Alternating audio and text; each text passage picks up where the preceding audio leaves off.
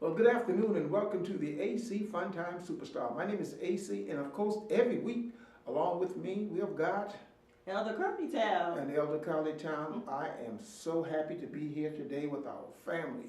And we're going to kick it off. We've got a great show lined up for you. And I think we're going to start off with some, what are we going to do? We're going to do some honey. Let's do some honey. We'll be right back. And I'll tell you what, you wouldn't even guess who's on the show today.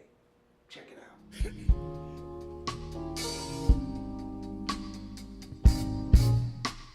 Well, good afternoon and welcome to the AC Fun Time Superstar. My name is AC, in the absence of Elder College Town. Sit back, relax, enjoy the sounds of Curtis Inabinett as we celebrate the victory. Mount Pleasant, as Chris Habersham said, in the old days, they took care of us. Now we need to take care of the youth. In the meantime, we're going to enjoy the sounds of Curtis Inabinett, and then we're going to come back and talk about the history of Mount Pleasant. We're going to make this a two-part history week of the AC Fun Time Superstar. Good evening. My name is AC Fun Time Superstar. Good evening to you, too.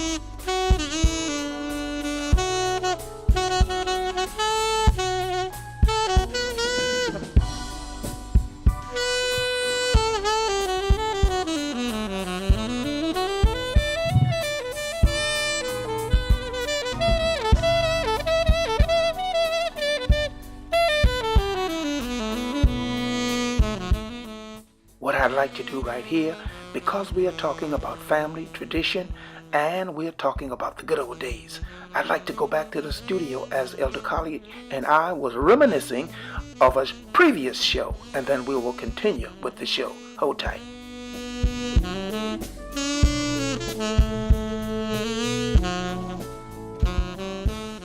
As I said before we went on the break, and by the way, how'd you like the honey? I like to honey. You know me, I like sweet things. Hey, and by the way, we're going to get into honey. We're going to really talk about the honey.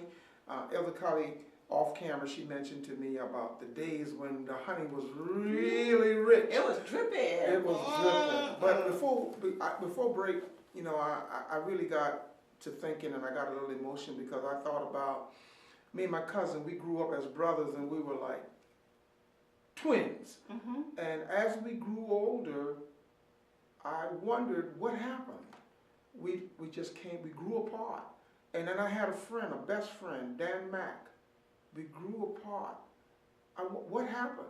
And then Elder Colleytown, as you're talking about the fact that we used to share dinner on Sundays, and then I began to think about that sweet potato pie grandmama used to cook, and nobody could cook cornbread like Annieola. I know that's And there were the greens and all of the stuff, and we've gotten away from that. In fact, there's nothing that excites us now about family. There's nothing that we do that makes us want to come together as a family. And I think that has a lot to do with some of the problems that we're dealing with in the community, the issues. Oh, man. But Elder Colleytown, open up the jar, honey.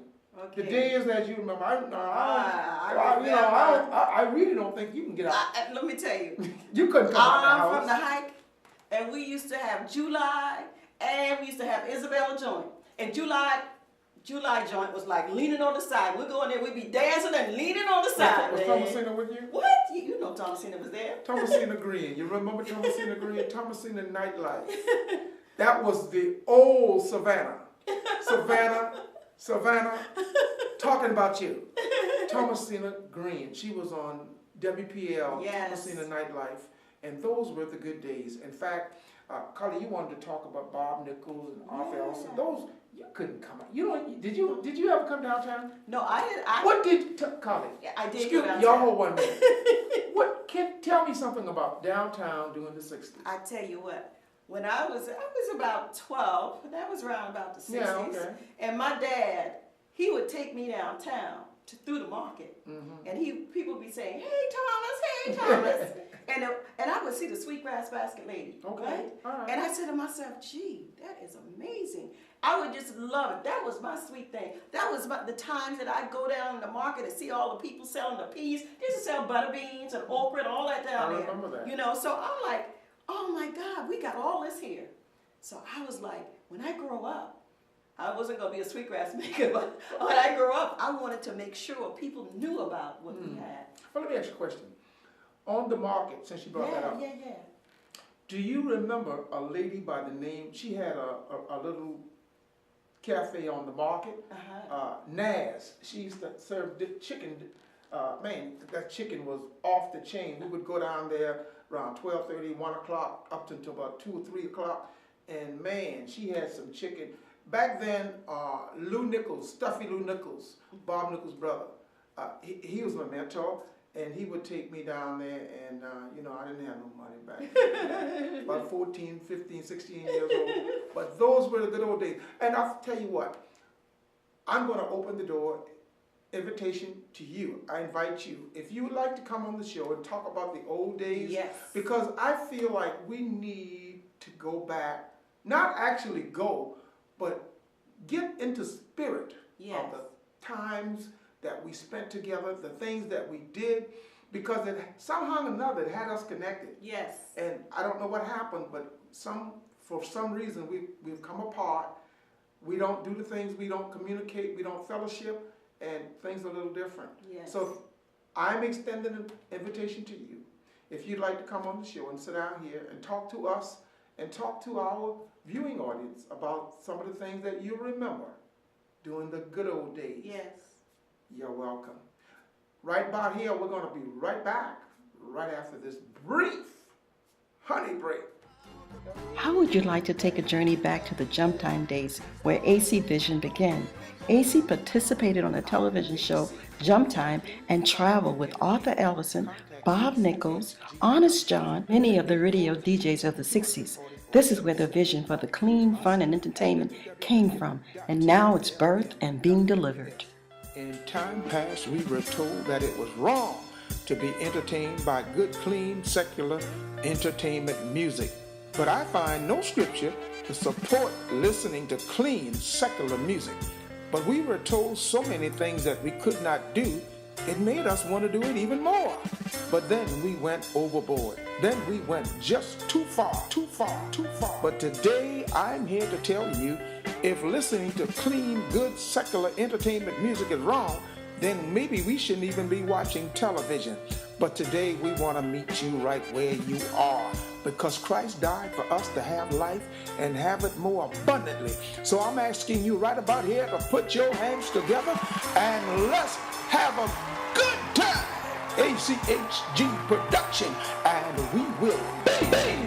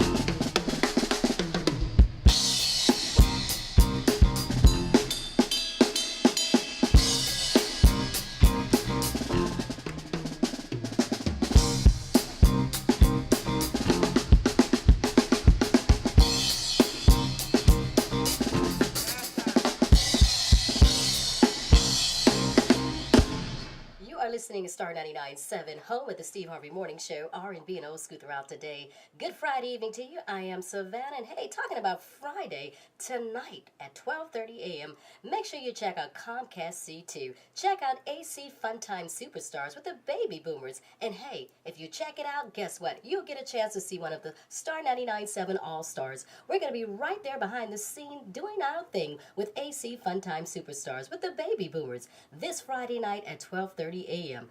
Check this out. If you want to know about the 60s and 70s through positive music, dance, and inspiring, enriching, empowering the community, check it out tonight. AC Funtime Superstars with the Baby Boomers on Comcast C2, 12:30 a.m. Don't miss it. I am Savannah for your number one station. It is Star 99.7. Now for the award. The person we are here to honor is not a native of the Phillips community, but she has family ties. She was born in the Snowden community. At the age of 3, she moved to New York City. She served as the public as a New York City police officer for 24 years. After retirement, she returned with her husband to the Low Country. But her work wasn't done. In 1998, she became the first and today the only African-American member of Mount Pleasant Town Council. She has served on many boards and committees east of the Cooper and in the Charleston area. She was the driving force for Mount Pleasant Senior Citizen Center and the Sweetgrass Basket Festival. She learned that it was much more effective to strive for change within a system than standing on the outside. I would like to present this award to a mother, wife, grandmother, community leader, and much more, Ms. Thomasina Stokes Marshall. We owe you a debt of gratitude. We just want to let you know we appreciate all you have done for the town and the residents of East of the Cooper, and we thank you. And I know you didn't know. And we'd like to present you this Distinguished Service Award. It's presented this the 18th day of April 2015 to Thomas Stokes Marshall in the recognition of your loyal, outstanding service rendered to God, the East Cooper community, and mankind. We appreciate your dedication and hard work. Thank you, the Phillips Community Association.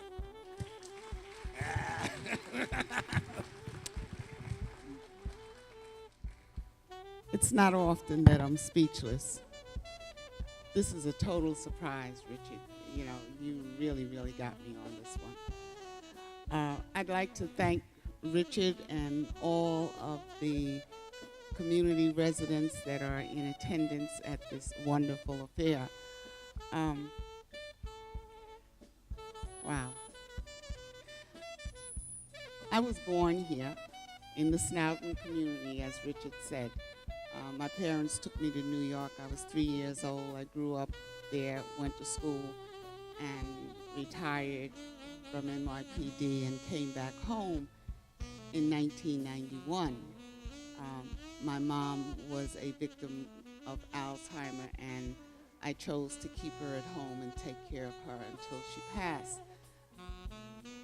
Because most of my life has always been about providing some kind of services to people, when I came back home, it was only natural for me to become involved in my community wherever help was needed. One of the things that I realized as a kid coming back home in the area here east of the Cooper, the majority of folks that I knew, family, friends, and relatives, looked like me. However, when I came back home and I started going to Mount Pleasant Town Council meetings, I didn't see anyone that looked like me. And everybody that sat on the council were making decisions that was impacting my life, my family's life, and my community's life. That did not sit well with me. So I decided in 1996 that I was going to run for a seat on Mount Pleasant Town Council. I had a lot of people to tell me that you'll never make it. Well, I'm the kind of person that when you tell me I can't, I'm going to show you that I can. So I lost in 1996 by 300 and some odd votes, but that was encouraging to me because I'd only been back home 3 years, And if I came that close, I figured if I tried the next time, I should do it. And 2 years later, in 1998, I ran again, and I was elected and became the first African-American council member in the town of Mount Pleasant. I am currently serving my 17th year.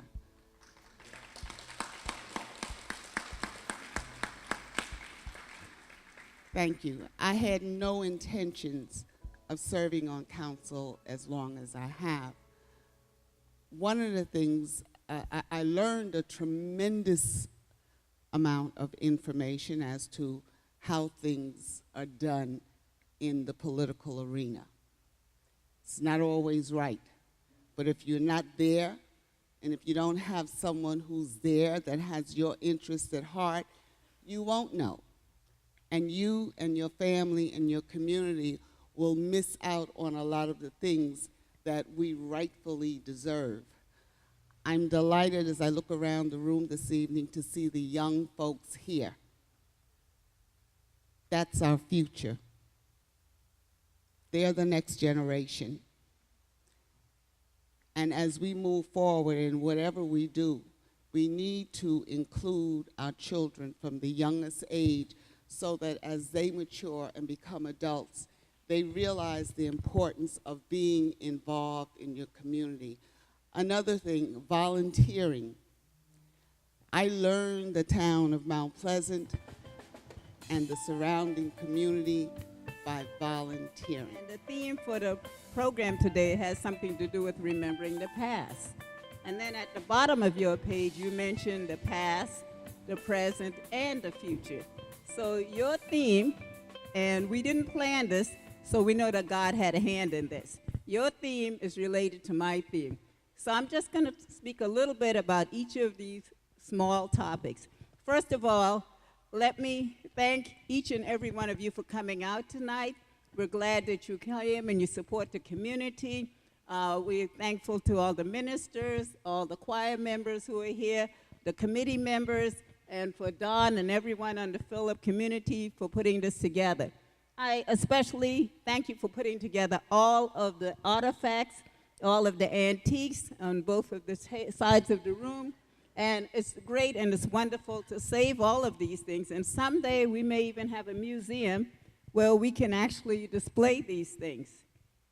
Now, I'm just going to briefly mention that, remember that saying that it takes a whole village to raise a child? Well, that came out of Africa. That's an African saying. And it does say that we changed it around and tried to clean it up, but it does say it takes a whole village to raise a child. Well, I'm going to tell you that it takes a whole village to get through college. And one of the people I'm going to mention, she's not here tonight, but she was very instrumental in getting me to go to Bennett College in Greensboro, North Carolina. Well, at Lang High School, our English teacher was Mrs. Stanyard. And Mrs. Stanyard was there in the 60s. And everyone was going to college. Someone wanted to go to State College, South Carolina State, and Benedict and Allen. And I said, well, I want to go to South Carolina State with everyone else. Mrs. Stanyard took me in her office and closed the door. And she said, you're going to Bennett College. And I said, but I don't want to go there. She said, you're going there because I said so. That's the kind of people we had. We had teachers who were watching out for us, they were supporting us, and they were making sure that we did go to college. So Mrs. Stanyard and I go on for a few minutes, and she sent me to class. The next day, she called me in her office again, and she introduced me to Mrs. Johnson. Now, but at the time, she was Mrs. Duncan. Mrs. Duncan taught typing and secretarial skills and all. Here's Mrs. Duncan. Mrs. Duncan went to Bennett College, and she did okay, so why can't you go to Bennett College? So I met Mrs. Duncan, so I sort of changed my mind and stopped arguing with her and told her that I would go to Bennett College. So Mrs. Stanyard always has a place in my heart for making sure that I did the right thing. She actually loved South Carolina State, and I think she went to one of the South Carolina colleges. But she told me that if I got there with all of my friends and the people who know us, we had a class full, everybody was friendly, So she thought if I go there with all of my friends, I'd play too much, party too much, and I wouldn't get anything done.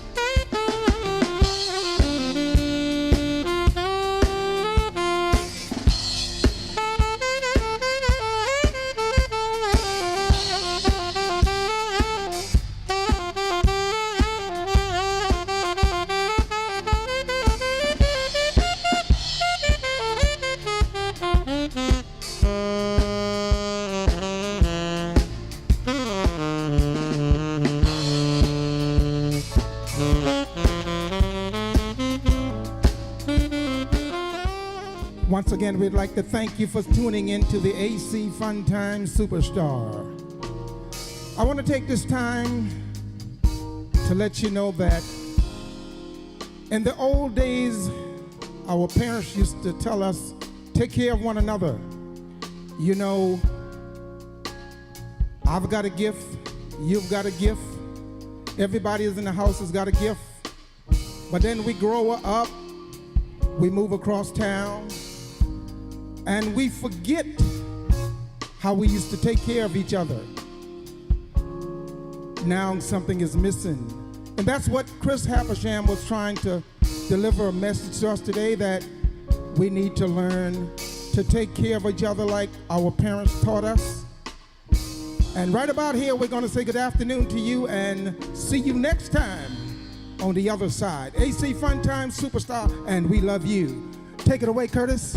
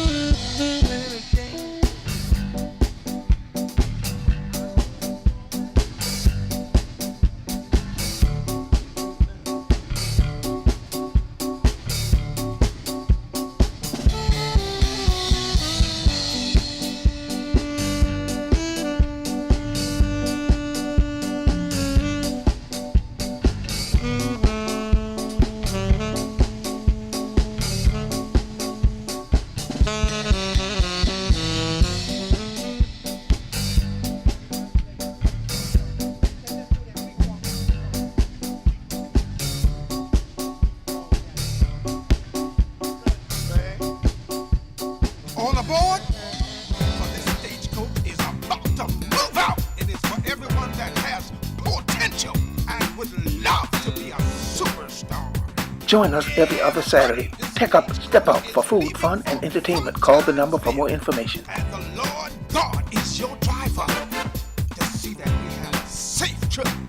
AC is your conductor. Join us every other Saturday for Tech Up, Step Up for food, fun, and entertainment. Call the number for more information. Everybody, you don't have to worry. The Lord God is your driver. Just come on and get on board. Ladies and gentlemen, no tickets will be accepted on this. Call now. The number is 735-2189. Tech Up, Step Up. food, fun, and entertainment. Looking for you. Be there!